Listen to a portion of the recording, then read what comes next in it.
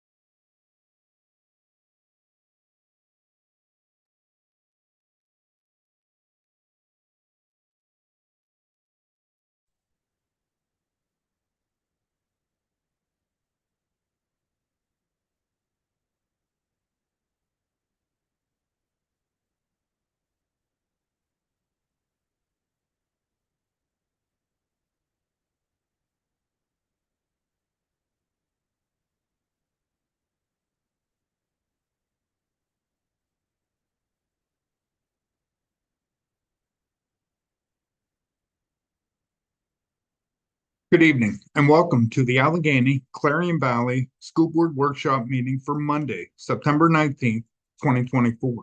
The AC Valley workshops are conducted virtually, and the link to access the workshop is always posted at the acvsd.org website. During the workshop, I ask school board members to feel free to jump in with questions and comments at any time, and we'll continue to provide as much information as we can to ensure that everybody can make decisions based off of information presented tonight. With that being said, can I please have Madam Secretary conduct the roll call at this time?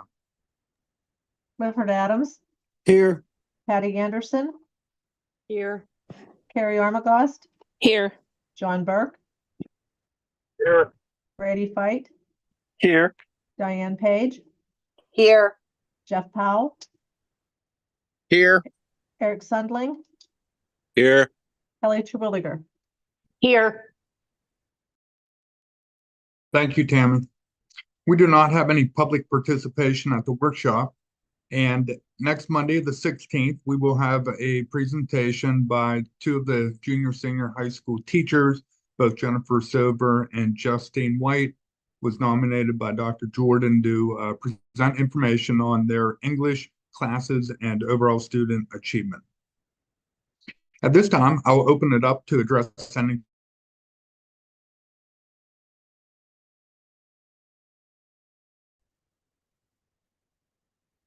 Moving down through the consent agenda, I'd like to address letter A, and that'll be on page 7 and 8. We have a number of field trips and conferences in front of you this evening. First off comes from Peggy Plowman. She's one of our high school teachers and our secondary transition coordinator. Just keep in mind that it is a requirement that we start to prepare students for transition at age 14. Transition goals are written into IEPs, and Peggy goes to these yearly trainings to review various indicator 13 and 14 requirements, transition plan updates and assessments, anything from the PA Commonwealth, and then also to share resources and provide information to others. In addition to that, we have Stacy Redding, Food Service Director. She's going down to the annual PRFSD training in Cranberry Township. It's for directors only, part of the requirement for our membership. They talk about commodities and information associated with the 24-25 school years we start to plan for next year. We have Stephanie Best. She submitted a couple different requests. First off, to attend the STEM networking meeting at the intermediate unit number 6 in Clarion. This is a meeting that other STEM educators get together around the intermediate unit. They talk about AI, robotics, coding, career readiness, and such. And Stephanie's been doing a lot of work at the elementary school with Mrs. Sherman and the STEM lab up at the second floor. In addition to that, Stephanie's our librarian, and she's been attending the librarian networking meetings at the intermediate as well. And that's on October 24th and March 20th. And Stephanie did budget for both of those conferences. In addition to that, I submitted a request for the N&D Symposium. That's the Neglected and Delinquent Youth Program. That's part of our correction facility. This is part of the grant for professional development. And we are taking the team, Kristen Thurber, Julie Raybuck, Minnie Logue, and Erica Smith. And the program is October 9th through the 11th in Kalahari Resort in the Poconos. Since we are a Title I school, the hotel rooms are free. So that'll be just for food and transportation out and about. We also have Rachel Paz, who's taken over as our gifted coordinator. She's working with Allie Atwood, who served this role the last couple years. And since we did not replace Linda Miller, Allie's been taking on more English classes, and we were able to shift the responsibility to Rachel. And Rachel's doing some training with the intermediate unit as well. But in front of you this evening are just a couple programs for the students and associated with their GIEP goals. We also have on page 8 a request from Darlene Scott to attend an IU6 training for building fact fluency. It's number sense strategies. It's a program that they use on a regular basis, and Darlene would like to just learn more about it. And then finally, we have a field trip in front of you, and that's for kindergarten, and they're doing their annual Bay Tree Farms and Nickelville tour. And Warren does a great job out there and welcomes our kids. And it's a fun time and tied into the curriculum as well. They're able to get out there and explore some different activities that they do in class as well. And then we also have a student council request. I'm not sure if it made it on yet or not, but student council wants to have a homecoming dance on Saturday, September 28th. That's an annual fundraiser and an activity that they do as well. Could be up in the consent agenda. So Aaron, you could take us back up onto page 1. Are there any questions before I move on about the conferences and field trip in front of you this evening? David, this is Tammy. I do have one correction to Stephanie Best.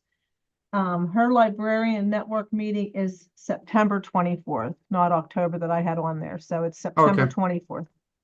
Thank you, Tim. Moving down through the consent agenda, we have letter C and D, 2 part-time employees requesting time off for personal use. Letter E is the second year of having Brad Wagner, who's a local resident, also a substitute teacher and administrator here on campus, to use the weight room for a weightlifting club Saturday mornings from 8 to noon. Brad volunteers his time, and while he's at the high school, he helps to get to promote that program as well. And Brad's a lifelong weight trainer and very knowledgeable and enthusiastic about weights. So we're glad to have Brad helping out. Letter F is a request from Anita Orton to be a volunteer for classroom activities for the 24-25 school year at the elementary school. And then we have Jessica Lutz down as a volunteer with the cross-country program. And you'll see later on in the agenda, we're also making a recommendation to hire Jessica as our next coach, pending the appropriate number of students who will be going out with cross country. We're hoping that Jessica can get in here and start to promote the program, get more kids signed up so that we can host some events next year. Letter H, you'll see a whole host. I think we have 14 parents that would like to volunteer with the PTO, and Tammy will work with those parents to come in to make sure we have all the clearances, but we're very excited to see that many parents who would like to help out with our PTO program. They're very active.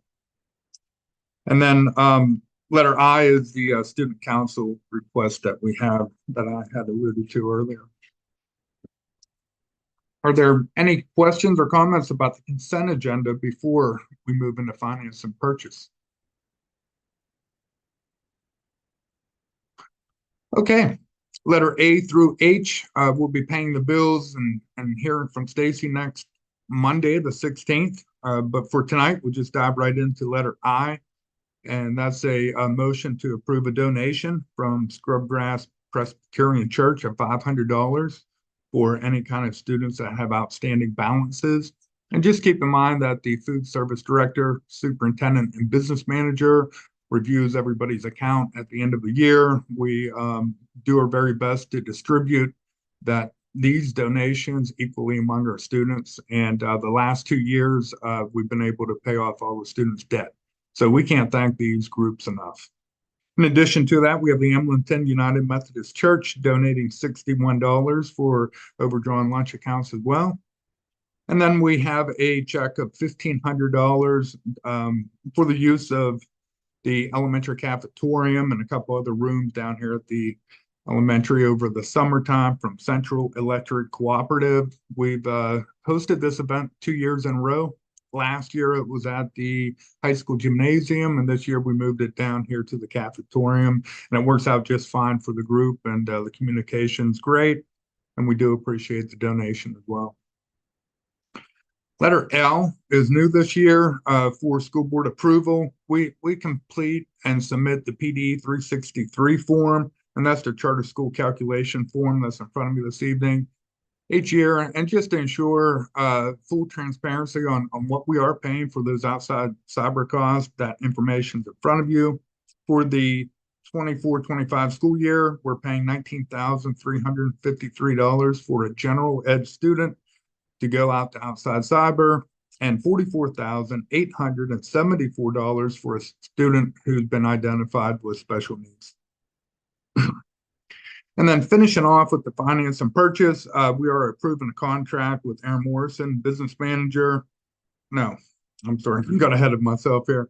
Letter M is approving Aaron Morrison and myself, the business manager and superintendent, to sign and execute an electric and natural gas contract. Just keep in mind that we will be working with the solicitor, and this provides us with a little bit of flexibility between now and the end of those contracts to secure the lowest possible rate that we can. Because if we wait till next Monday or the following school board meeting, that rate may not be the lowest on that particular day. So we will be working with our broker and monitoring both contracts closely.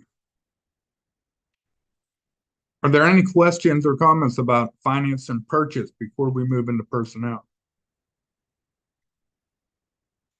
Letter A under personnel is a letter of resignation from Lovato Myford for her time at the Western Secure Treatment Unit as principal.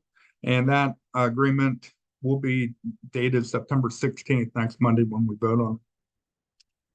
Letter B is that motion that I talked about earlier with Jessica Lutz and the cross-country program for the 25-26 school year. Again, we'll do our very best to work with Jessica to try to encourage more kids to come out, and we can run that program next year. Letter C is a motion to approve Zachary Lutz with no experience to come in and be our elementary girls basketball coach. Just keep in mind, too, that all our coaches' salaries are part of the bargaining unit agreement. And what we've done historically at the elementary school is to split the elementary boys and elementary girls basketball coach salary of $858 with no experience in two. So we have $429 for the elementary girls program for next year, and then the other half of that split with the boys program. And then letter D, this is a part of our unified indoor sports program that we're starting. We're starting up a bocce program, and the coach that we put in place, and we're working to secure that right now, will receive a $1,000 stipend through this program. And then letter E, we've been able to advertise. I'm sorry, I had a quick question about letter D there. Sure. That stipend, that's all through the grant though, correct? Yes. Year Okay. one is through the grant. Year two will be through fundraising activities. And then year three, we'll just have to monitor the program just to see how many kids are out playing and see if we want to take the program off and, create a position. Okay, all right, thank you. Sure. Moving into letter E, we did advertise for a part-time custodian. We have 3 applicants. We do have 1 applicant that has experience that we will be recommending to hire, and we're hopefully going to bring on the other 2 applicants as substitute custodians within the district. Moving on to the top of page 3, letter F, we are making a recommendation to hire Regina Barris. Regina is a local lady who's worked with our students in the past through the intermediate unit 6. This time, Regina did apply for our full-time 7.5-hour child-specific aid position. As you can see by the motion, she will start off at $12.66 with full health care benefits. After a 60-day probation period, the benefits kick in as well as the $13.66 per hour. And then right below there, you'll see that we are recommending to hire Crystal Mahler. She is a certified teacher and ready to come in and get started working with our kids as well. And the same payout and benefits are associated with that position as well. And then letter H is the motion to hire a special education teacher at the Western Secure Treatment Unit, Brianna Sims. She's a master step 1 at the starting salary of $59,790. It will be prorated for the year. And as it stands right now, I think this should fill our teaching staff up there with all the teachers that we need. And Brianna is much needed at this time. We're running about 85% special education up there. And we need another staff member, not only to work with IEPs, but also to implement a sound educational program. That will be covered by the grant for this year. And then for future years, the billing of the home school districts will be able to operate that program up there. Then letter I, we are interviewing this Thursday for a principal for the Western Secure Treatment Unit. It's a 240-day contract. We had 16 applicants. We interviewed 4 people, and we have 2 candidates for round 2 this Thursday. And hopefully we'll have a name and a proposed salary for the school board on Monday, the 16th. Letter J is a maternity leave request for 12 weeks of FMLA for one of our employees. And then letter K is the employment agreement with Aaron Morrison, our new business manager, dated September 1st, 2024. It's a 5-year contract through June 30th, 2029. In addition to this, we do have a final date for Andrea. She's been helping out, making this transition, and we'll have that motion on for Monday as well. But she'll work through one more round of payroll. She's been helping out with Aaron quite a bit, and Aaron will take over and she'll help to monitor that. But her last day in the district, I believe, will be September 20th. Okay, we don't have anything this evening under instructional services. You'll hear the administrative reports on Monday the 16th. But just to dive into policy, we do have the first reading of policy 813. This is our current policy that was approved back in 2003. So it's just slightly updated and under other insurances. And very similar to the current policy, except for the fact that the board can appoint an insurance advisor. They can create an insurance committee or put on a broker of record. And currently we use Bill's Insurance. Bob Best is our broker. And we've been working with Bob for a number of years now. So just need to continue to have that conversation with the school board if we just want to keep it as is and appoint Bob Best as our broker. In addition to that policy, we have the second reading of several of our updated PSBA policies. You can see they're all tied into Title IX. We have a Title IX non-discrimination policy. We have 103 non-discrimination for qualified students.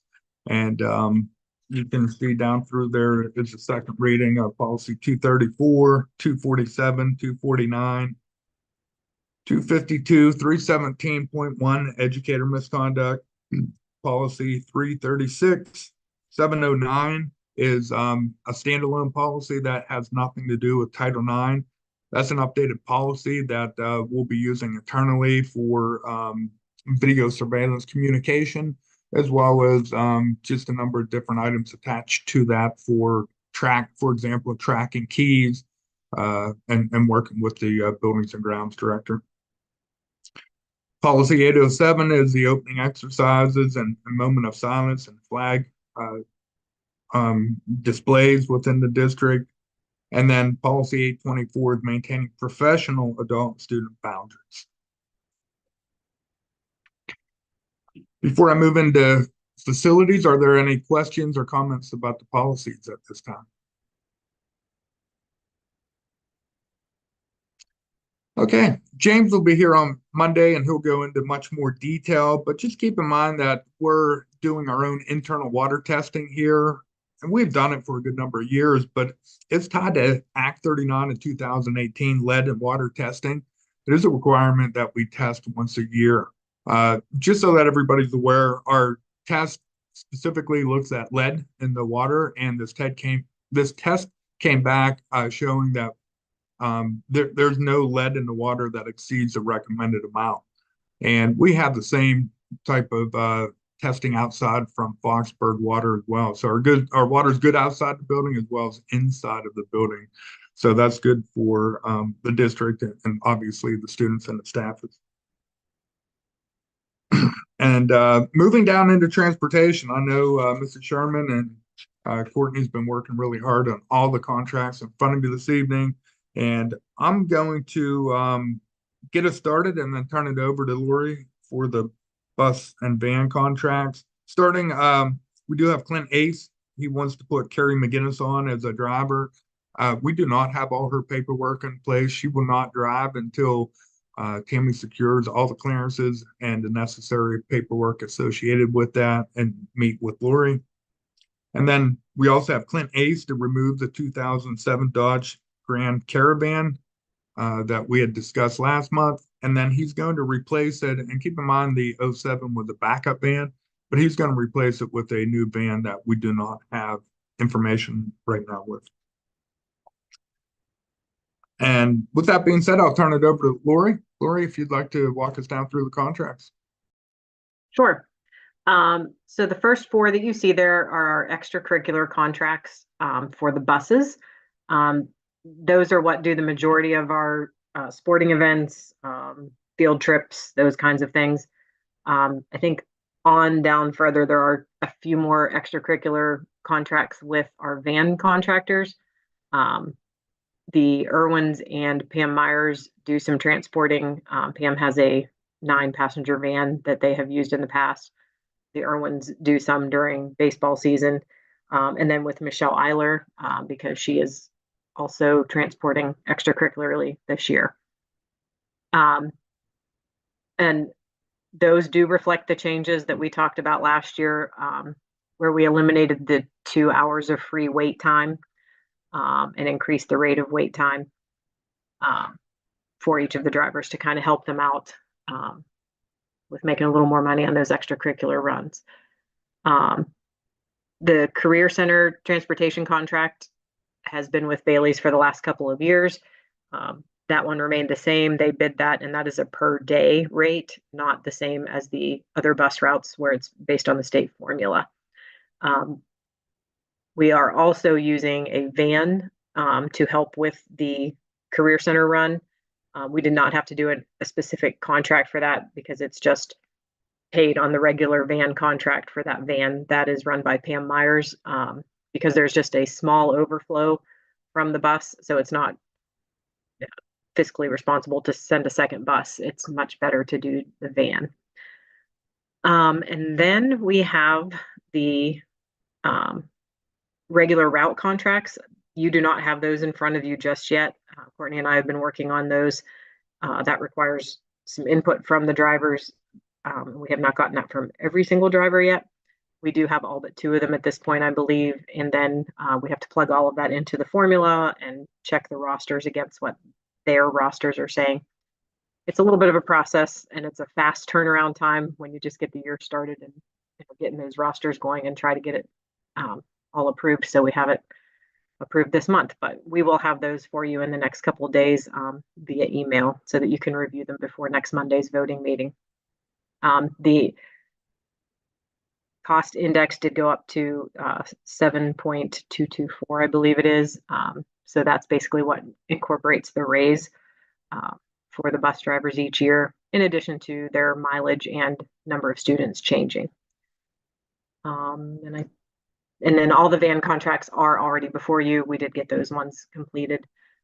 So with our 5 van contractors, only 4 of them are currently running for us, but Randy McClendon did indicate that he would like to maintain a contract with us, even though he's not currently running any runs with us. He's a little short on drivers, but he likes to keep that contract up just in case we have something with him or something for him that he can help us out with. So we keep him on the roster there. And Aaron, if you scroll down, I think that's everybody. Yeah, those are the extracurriculars with the vans. Yep. We decided to do one with every van contractor just in case there's a need to use the van contractors to haul any extracurricular activities. And that's it. Thank you, Lauren. Any questions about the van or bus contracts that are in front of you this evening?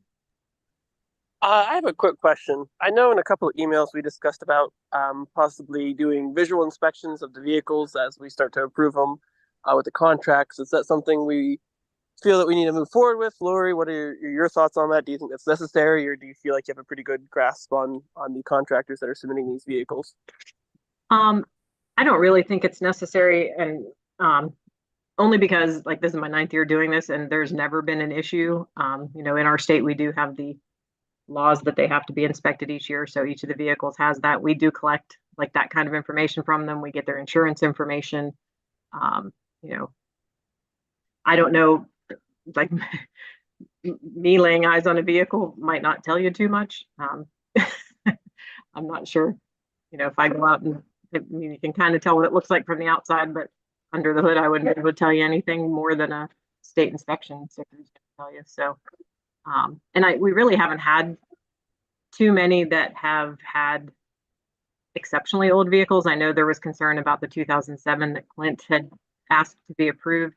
But when I expressed that there was some concern over that, he ended up selling that vehicle. And I think he is looking to buy a 22 Ford in its place or something. So that did not become an issue at all. Okay. All right. Thanks, Lori. I appreciate it. Sure. Anything else for Lori and the contracts?